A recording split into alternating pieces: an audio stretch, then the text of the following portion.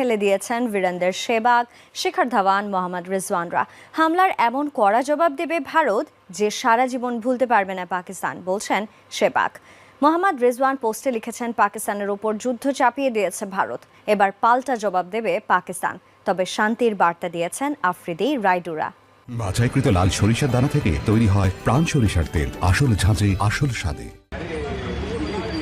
ভারত পাকিস্তানের মধ্যে আক্রমণ পাল্টা আক্রমণ চলছে। দুই পারমাণবিক শক্তিধর দেশের লড়াইয়ে উৎকণ্ঠায় পুরো বিশ্ব। সারা বিশ্বের লাখ লাখ শান্তিপ্রিয় মানুষ দিচ্ছে সংঘাত বন্ধ করে শান্তির বার্তা। কিন্তু এরই মাঝে ভারত ও পাকিস্তানের সাবেক ও বর্তমান বেশ কিছু ক্রিকেটার যুদ্ধ করার পক্ষে সরাসরি মত দিচ্ছেন, সামাজিক যোগাযোগ মাধ্যমে দিচ্ছেন হুমকি পাল্টা হুমকি। তবে এর মধ্যে ব্যতিক্রম আছে, দু একজন আবার যুদ্ধ থামিয়ে শান্তির বার্তাও দিয়েছেন।